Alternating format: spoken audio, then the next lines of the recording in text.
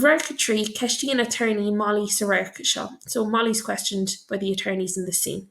Conan attorney he and Chuck Molly os Rodiga Chuck me Clue. So attorney 1 criticises Molly's house because it's a brothel. Lou and Molly go Chuck foil to LA. Molly says it's a welcoming house. Not ditching a newest Erlani August Fano and it doesn't fall down on women and kids. Me and Molly and scale the attorney a do, so Molly explains the story to attorney 2. Kyle Moore gach the visa sale, nor hit and chocolate Steen Lewis, so Moore lost everything in her life when the house fell down. Near Ilshira Postavonica, she didn't return to her job in the factory.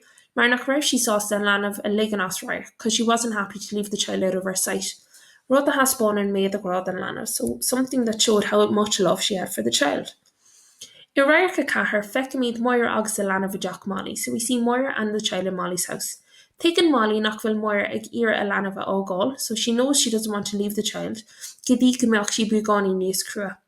Until she's a little more hard. Okay, so that should be crua C-R-U-A. Marshin, because of that. Agree and she Shleevarthala the Voyer, so she actually organises a living for Moira.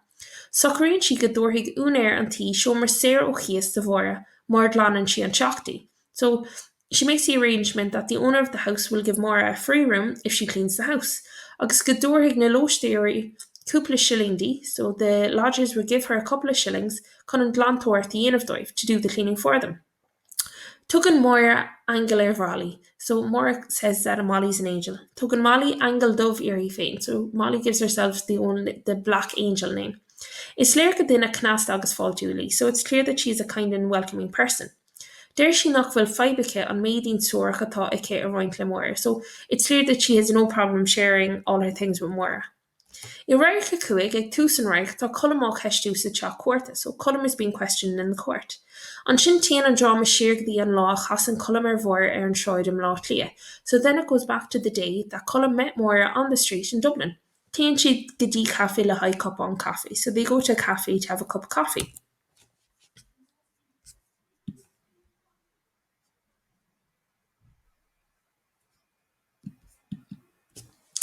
Irairka sé tá Moira agus Cullum sa cafe, so Moira and Cullum are in a cafe shop. A cafe. Neil Asa Cullum go bhfuil Lanavig Moira, so Cullum does not know that Moira has a child. Tugan she Queerdy dul Quigrinka, so he invites her to go to a dance. Agus is Slair go bhfuil she anna Togan le Moira, so he's really taken with Moira, ach Neil Simike and she's no interest. Nor vein she kindly, so when he's talking to her, Lou and she Podrick, he mentions Podrick. In she and she the Vora Gavor ban Podrick boss Blian Rivishin. So he actually tells Moira that Podrick's wife died a year before then. Winter Gessa asks Moira and Moira gets a fright. Lewin she gavil an a tuaig an Masters Oger agus gomín Podrick lán the Ceolagoni. So he mentions that they have a lot of young women are in huge demand for him, or he's in huge demand among young women, and he's full of music. Me and Moira go tapa, so Moira leaves quickly. Agus Gavin she a lash lesh, so she actually excuses herself. Amy and Moira Wallace, she goes home. Tá she cinnte go jocaigh Podrick who he loig, and she's sure Podrick will come to her one day. Tagan Podrick ash go teach an bhítlú le Molly agus Cullum, so Podrick goes back to the brothel with Molly and Cullum. Ian Molly Podrick Ian Molly Voira teach chun cainte le dinner den vert. So Molly invites Moira to talk to one of the two people. Tá an Bert Meshka, the two are drunk. Annie and Podrick Moira, so Podrick recognises Moira. Ceapan Moira gur tháinig sé chun ia I'm shoe. So Moira thinks that he's come to find her. Co Lewis and she a hineen Podrickine Brinter get us, so as soon as she mentions her daughter Podrickine, he gets a fright. There she nach dastín Podrickine ekol, so he says he doesn't want to see Podrickine. It's on Shigan a Higgin Moira and Earna Sheriff, so it's then that Moira understands the sharp truth. In she and Podrick D govil she posta in outer le Shavy, so Podrick tells her he's actually married with 6 months. Higgin Moira gur fóise an Master Scholar, so Moira understands that he married the schoolmistress, agus gur fear mí díla sé, so he's an unloyal person, mar tháinig sé chuig an teach an bhítlú le Molly, because he came to the brothel with Molly. Tugan Podrick stríapach Voyer, so Podrick called Moira a prostitute, and she failing agus Cullum, himself and Cullum leave. Irairka shock, Tugan Molly finish mar jouler vos Podrickine, so Molly gives evidence about Podrickín's death agus bos Móra don court and Móra's death. Is léir of Móra anna trína chéile tar éis díbúla le Podrick, so she was very upset after meeting Podrick. Nuair hic she gur bhligardrú siúl agus gur claidir mídíile sé, when she understood that he was a lustful blackguard agus that he was an eternal villain, okay, or he was an unloyal villain. Okay. Meaning Molly don court, she explains to the court, go bhfuair she bulla an gáis ag teacht ó Hiomar Móra, that she got a smell of gas coming from Móra's room. Go raibh clickan an linn of san aon, that the face of the child was in the oven, agus gur chuir Móra in a loft in a boss féin. So Móra actually committed suicide. Farig Móra an Lanamh, Móra killed the child a raibh an irid sin céine ag iarthaí, because she didn't want the same thing to happen her. Dorla Molly said ní ligig mór aon Lanamh a chúl uhi in nearchach na siúriachta ganí féine dul in éanach lei, that no child would go to the darkness of eternity without her going with her. I roiir go hocht, cuir an attorney adó an ceiste ar loch fécanna, cé is ceart a chuintú sa scéal. So here in roiir go hocht, attorney adó questions the audience who was guilty in the story. Tugan na story go léir láthir, so all the actors come. They all appear. Deir Banny Cossack nach vil she ceart ein Milán a chuir uirthi. So Banny Cossack says it's not right to put any of the blame on her. Tá she fós crú a chuireach.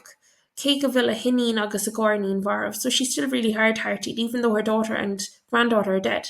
Ag rá gur thóg she go creidúnachaí, saying that she brought her up credibly. Tá Seán agus Liam de Haracha Móra níos bútha faoina cás féin, so Liam and Seán are more worried about their own case, mar atá siad fí bhás in nearfán ná in neachta, okay? So they're more upset about the death than the daughter. Deir Seán gur nóirigh Móra an clown, so Seán says that Móra embarrassed the family, agus go raibh éirí as an sagatórach and he had to leave the priesthood. Deir Liam gur bhris Betty an cloudness a bhí after who. So Liam says that Betty broke the relationship that was between them, mar nor aid she an phobly at the shas if she couldn't stand up to the public. Deir Banny Kinselig nor féidir le Móra a chmad to shock, so Banny Kinselig said she couldn't keep Móra in the house agus í go marclina while she was pregnant, the bhór tuam na Gorson because of a neighbour's opinions. Deir an Tibri Socialta go nearna she a dhíhil de bhóra, so the social worker says she did her best for Móra, ach go raibh Móra ceandána mar nach raibh she saw sa scarlan le Lanamh, but Móra was stubborn because she wasn't happy to separate from her child. Tugann Seánine an bhór fiar go mín aine a bhrisise rialacha an cléthe cailte. So Seánine said that anyone who broke the rules of the game was lost. Is dócha go bhfuil sé tagart a rialacha na hagléise agus rialacha na saochaí a gnáam. So it's clear that he's referring to the rules of the church and society at the time.